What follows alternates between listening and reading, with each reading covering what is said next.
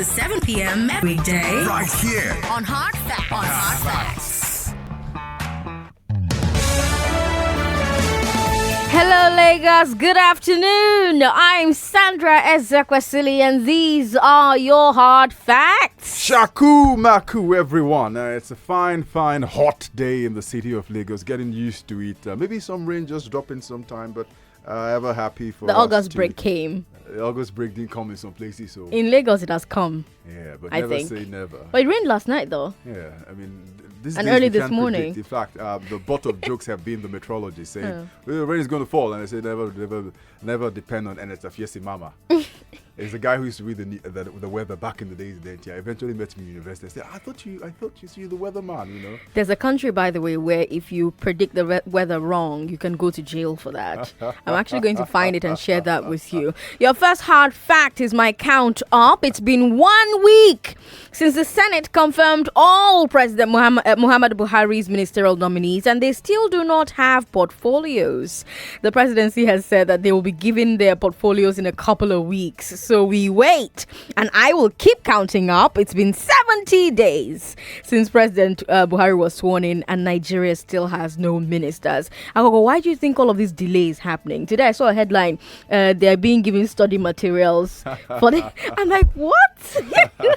What? Yeah, they're going for salad break and all of that. What? But it's well, the truth. Now the problem is, whatever timeline. I saw another headline also too that the longer this goes, it's going to put a lot of pressure on the ministers ahead of the budget for next year, because the Senate already put up a deadline on what they thought was the reasonable time for the budget for the ministries to be submitted by the ministers and the ministries. So let's maybe think the PAMSECs are working on stuff while the ministers to be will just come pick up the document and make a quick run to the 3 zone and to the assembly to make those submissions. Well, here on Hard Facts, we have our portfolio. We're already at work. Aghogho and I are here to give you the best insights into today's most important topics. And we bring them to you, we break them down, we give you the facts so that you can form an informed opinion. And if you missed any of the shows from last week, check it out on Facebook and Twitter, YouTube as well at Nigeria Info FM. We have a great show today. We're starting with the big three.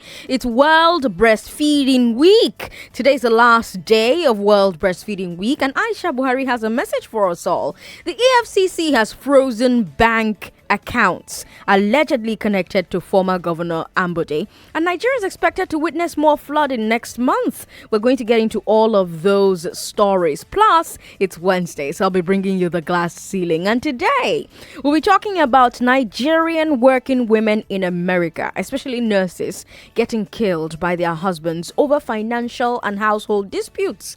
It's become something of a terrible trend, and I'll be talking to a journalist who wrote about it and a Nigerian nurse. And on the big hard fact, Aghogho. Yeah, on the big hard fact, news department has worked on a special feature on pipeline vandalism. That's right. So we'll listen to that feature one more time and cast our minds. Everyone has been affected one way or the other.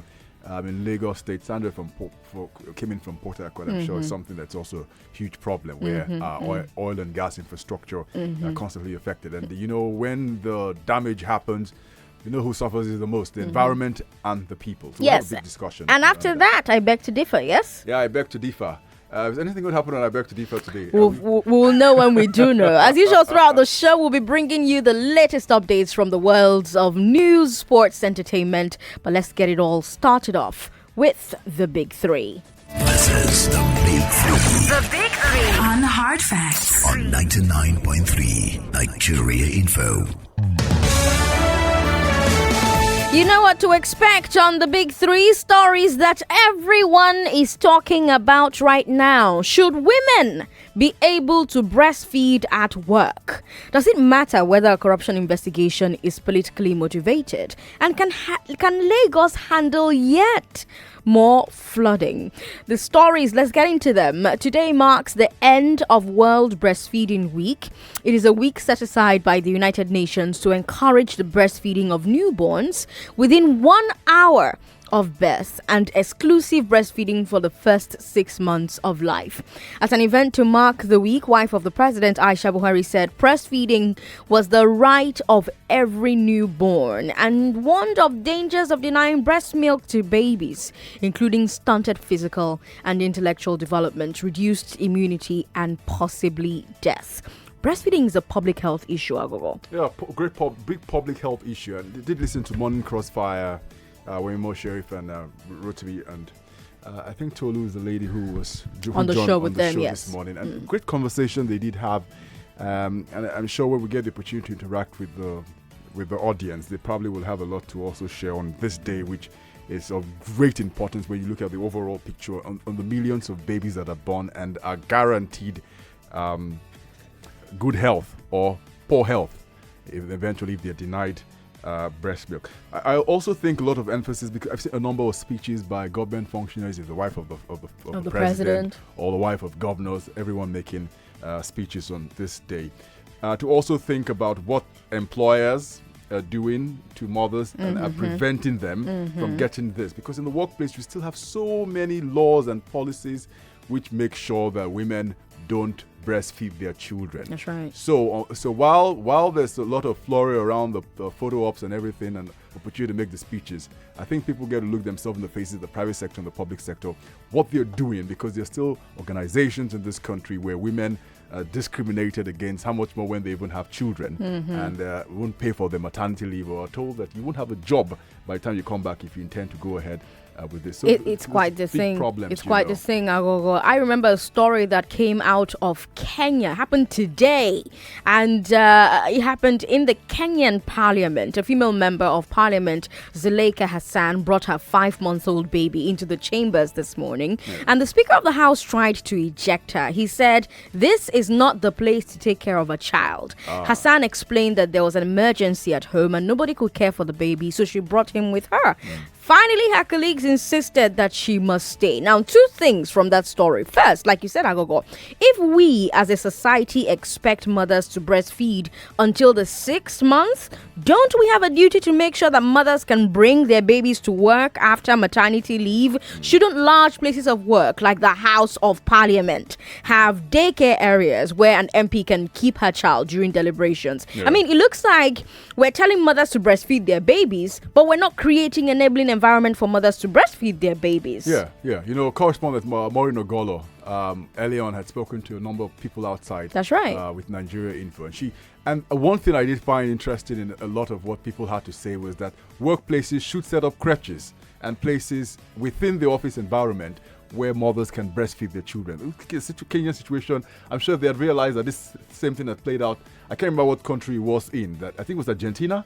A female lawmaker had a baby, and there was an hashtag that went global, and people in support of the lady for what she did by bringing her baby and breastfeeding her at Parliament. And so that's what we need to see happen. And people look themselves in the mirror and ask, what exactly are they doing to do just to make that happen? Because, exactly. I mean, we can't say things, for example, and look at the African environment or even Nigerian setting where you have people take care of the children and say you could have left the child at home for your mom or your dad. You leave the child at home. How many people have steady electricity in their house to refrigerate the milk? Because people are always saying, oh, use breast pumps and leave milk for the baby at home. How many people have lights? Yes. And very true. And then this is going to tie in with another story. Well, maybe generally with all the stories in how times are changing. And one thing that we haven't learned and have to learn very quickly is how to adapt to this situation. So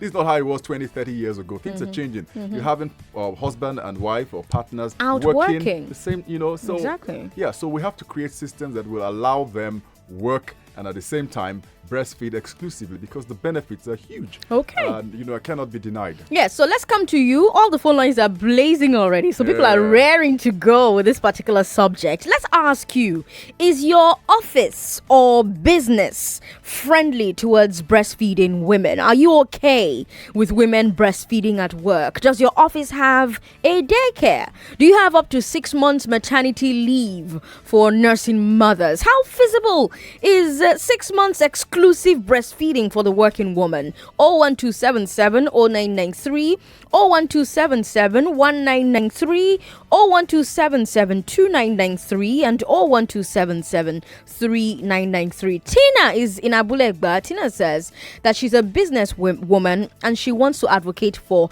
office women. Tina, tell me what you want to talk about. Go ahead.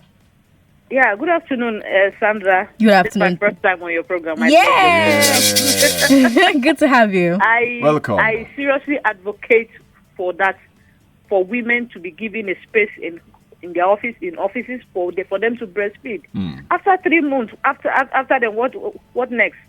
For the next 3 months, the children don't see their moms again till night, till late in the night, early in the morning again. They are off to work, which is not proper. I plead with various companies. I'm a businesswoman, so I usually have time to breastfeed my baby. But I tell you, breastfeeding is the best. For that first 6 months, is very, very good for them. So I advocate for that and I support it. Thank you, Tina, for calling. Please call us again. We loved hearing from you today. All right. All right. Bye. Darlington is in Yannick Baja. Did I say that right? Yannick Baja. One day I will learn how to say these Lagos things. Well, he supports the idea, but not in offices, and especially not the House of Parliament. So what exactly do you support, Darlington? Yes, Sandra. This your women and you people are always asking for too much. It's too much to feed your own child? Hold on, don't misinterpret issues. Imagine if all the women in that parliament were to bring their babies there. Why can't they bring their babies? Will they bring it there? Will they do any other thing? What is the possibility that every woman in parliament will bring her baby to work? Come on, man. Look, if you give one person a chance, then you give others. That is it.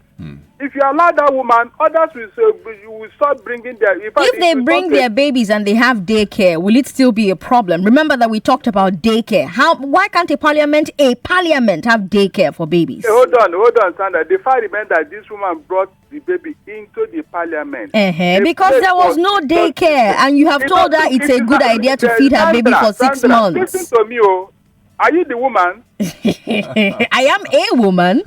Hold on. It is her business to take care of her baby. I mean, all the women in Kenya, if they start taking their babies to work and all that, do you think they will do any other thing? Well, that way, Darlington, that way the message will be passed across very quickly that something has to be done. Exactly. Hold on. She's in the parliament. She should advocate for that. After all, that baby did not come all of a sudden. It took her 9 months to bring that baby here. Yeah, now she's taking critical action. She should have made arrangement not to bring it to the chambers now. Yes, but now she started a conversation, and maybe the chambers will now bring daycare, so she can go to daycare and feed her baby. So what would she have done? There should have been a law. There should have been an arrangement before. The law's been frustrated, Darlington. The law has been frustrated. No. Hold on. If that trend continues, that place will be turned into a cretio. That is just what is. Should there be a crèche at the House of Parliament? Yes or no? There should be.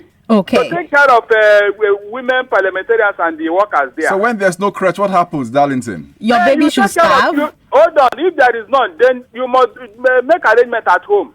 Darlington, let's talk to Samuel in Badagry. Says the idea and hopes the world takes it more seriously. Samuel, do you agree with Darlington who says don't bring to work? I disagree with Darlington. Okay. He's an elderly man. I beg to differ. And the world is hypocrite about all this. Because everyone said it all the time, but we don't do. Even in hospitals that are preaching it, did they have? They don't.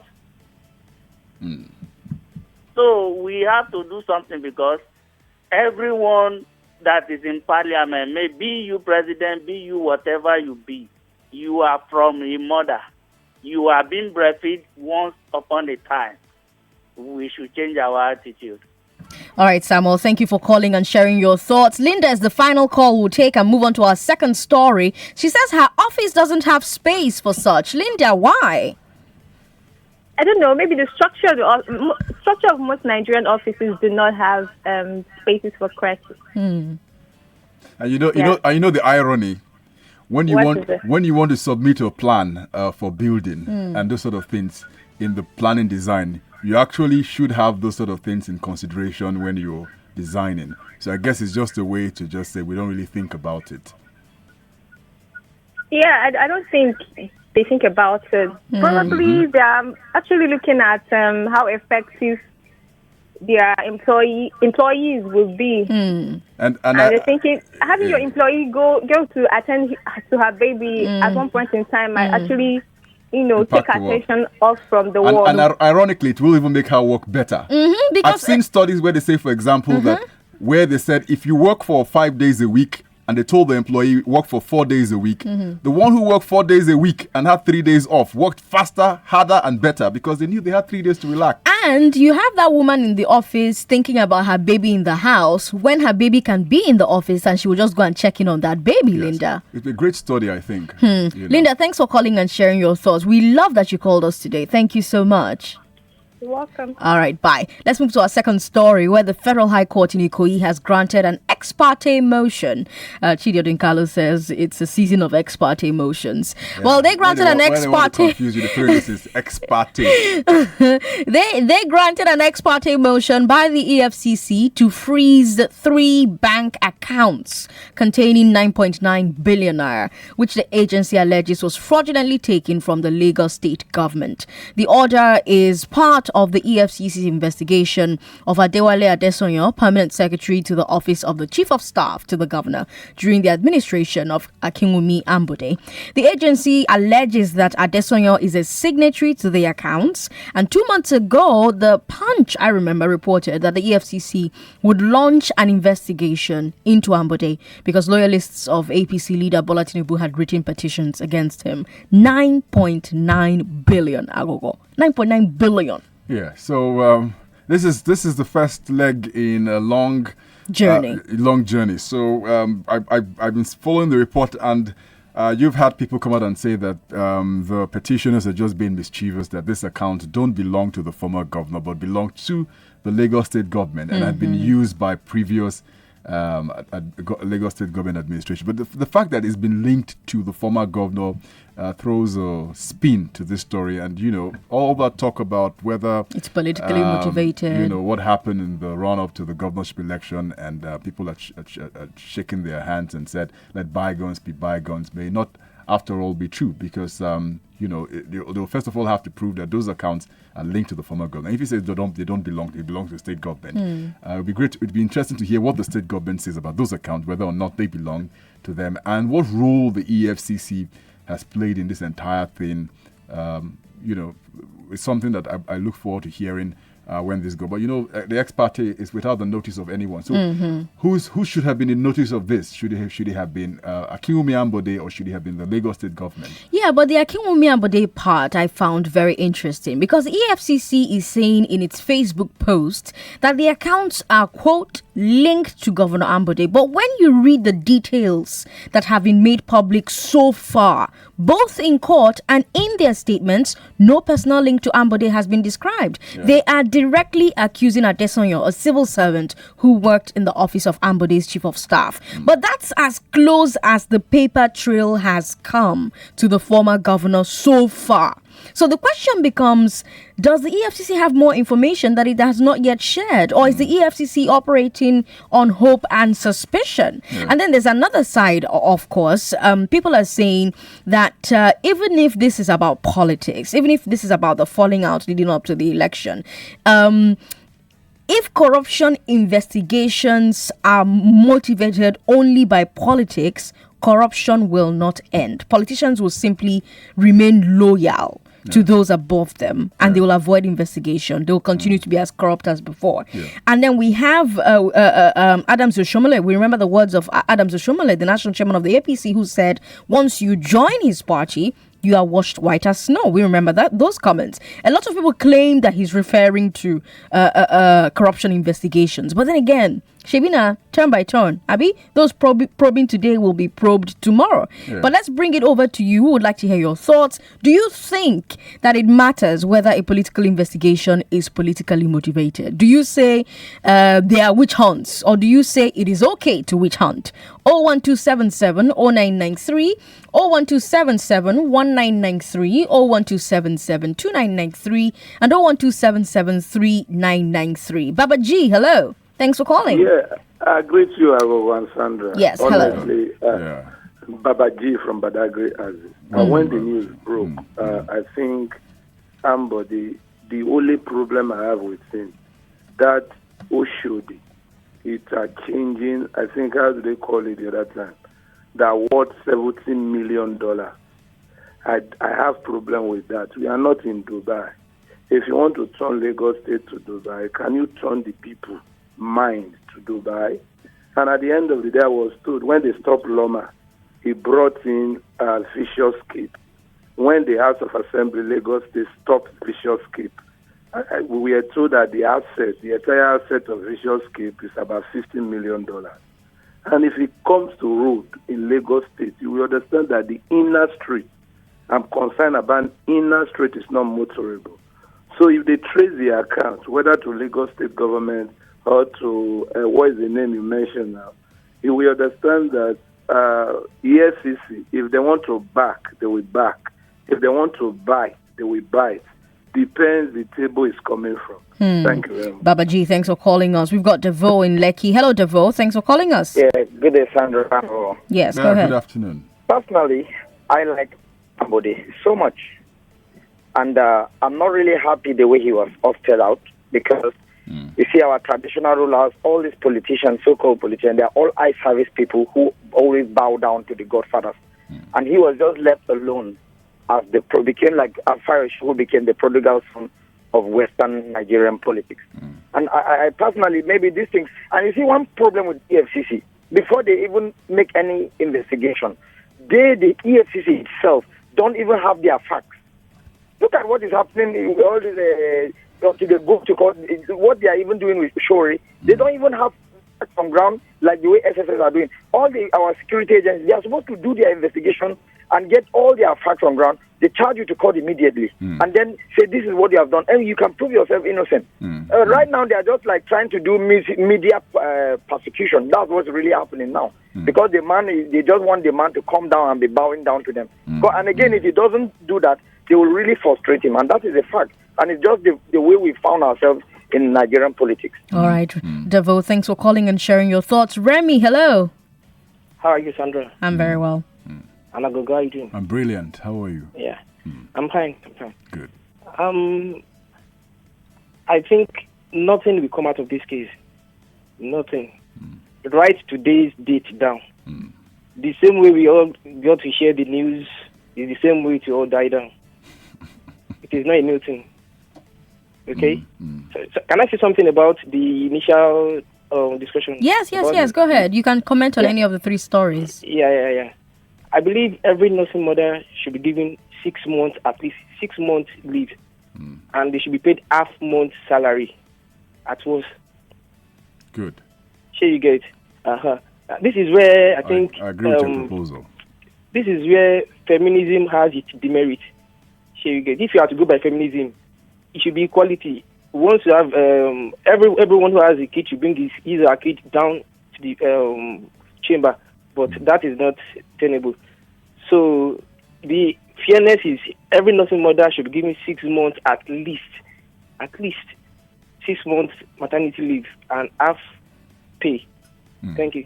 All right. Thank you, Remy, for calling and sharing your thoughts. Samuel is the last call we'll take and move on to our final story. Samuel, you don't think Nigerians should take our institutions seriously?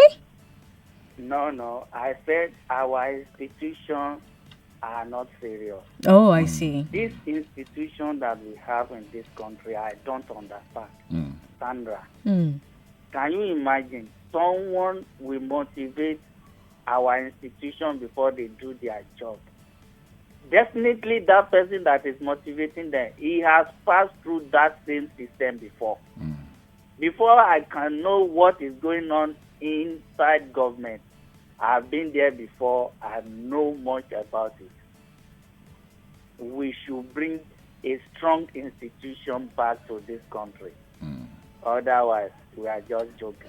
Okay, Samuel, thank you for calling and sharing that. Our final story, Nigerians should expect increased flooding next month. This is the warning from the Nigeria Hydrological Services Agency, NISA.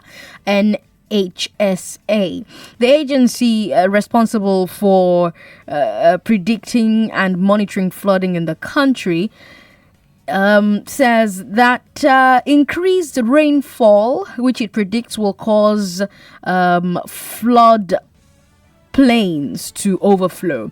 NISA is also saying that state governments are refusing to heed its advice to demolish structures that are obstructing the flood plains all over the country. Yesterday, you remember that flooding at Abubakar Tafawa Balewa University knocked down a pedestrian bridge, killing 4 people. And last week, flooding in Abuja also led to death. Are we ready for increased flooding, Aghogho?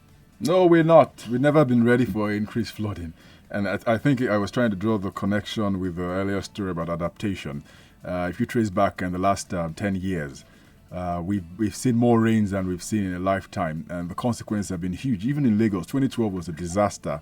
At least more than 2/3 of the state in the country were affected and had to rely on funds. And I remember very well then former President Goodluck Jonathan having a 3-tier system in allocating funds for flood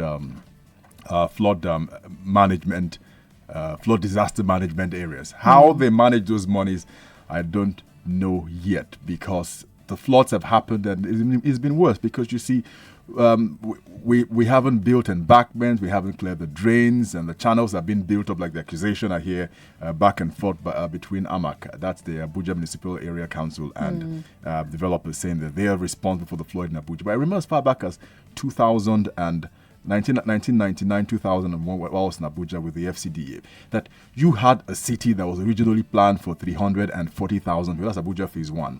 Phase 2, Phase 3, Phase 4 is supposed to develop to soak in the populations that are coming from Phase 1 eventually. But unfortunately, as we speak, Phase 2, Phase 3, Phase 4 are still in the growing stages. Meanwhile, you have Abuja Phase 1 going over 6 million people. And where do they stay? They stay in developments that are unplanned. And if you don't develop the satellite towns and the cities, you can't suck in. Same problems we're facing in Lagos also, to where demand for land has meant that people are living in areas where they should not be ordinarily living. So we may make mistakes, but the environment and climate change won't forgive with the consequences. Yes, indeed. Every so often we talk about flooding on Hard Facts because we know it's an issue that hits you very hard. I mean, Lagosians like yourself, and we live with the floods. I drive through the flood. My estate becomes a lake every time there's heavy rain. So when I see alerts like this one from NISA, I get very, very nervous. Now, I want you to answer a question for me. The problem of flooding, right, is going to be with us for a while. Like Aghogho just listed a number of things for you, especially in places like Lagos. We are at sea level and we don't have great drainage systems connecting our neighborhoods to sewers or to natural bodies of water. It's as simple as that. So the question becomes, what is government planning to do about that? Local, state, federal? Or have we accepted that this is simply a part of life that we have to endure? Are you okay with this flooding situation? I'm sure your answer is going to be no. Compared to other issues like electricity and education, how important is flood control to you? What pressure are you putting on government? 01277 0993, 01277 1993, 01277 2993, and 01277 3993. I think we've got Peter in Oshodi calling us. Hello, Peter. Thanks for calling. Yes, my name is Peter. Yes, Peter, you're live on the show. Go ahead. Okay. The issue of floods, I think governments, both federal and local governments, are to blame. The reason why I'm saying this is because where I'm saying here in Oshodi, there's a canal from Ikeda Cantonment down to Charity. Good. So coming to Oshodi, you see you see some all these market women that already blocked those canals. And also the local government are be collecting tolls from. They're collecting money from them. Yeah. So if government themselves can collect money from those people that block a canal, then how do you expect that place to be? And they're not cleaning the canal. I don't know what if the work of local government people, if they cannot clean ordinary gutter. So Oh, okay. I guess you made your point. Very true. His line's not connecting anymore. Yeah. Okay. We've got Henry in Lekki Phase 1, and he's also gone away from the phone line. Hello. Yeah, this is Baba G, not Henry. Oh, yeah, well, Henry was on the line before you. Yeah, okay, no problem. Let me quickly say this. Yes. I hate comparing, people because we have different policies, different philosophy. The era of Fashola, when the rains are coming, Fashola will use earth-moving machines, go to all canals, clearing all the canals, awaiting the rain.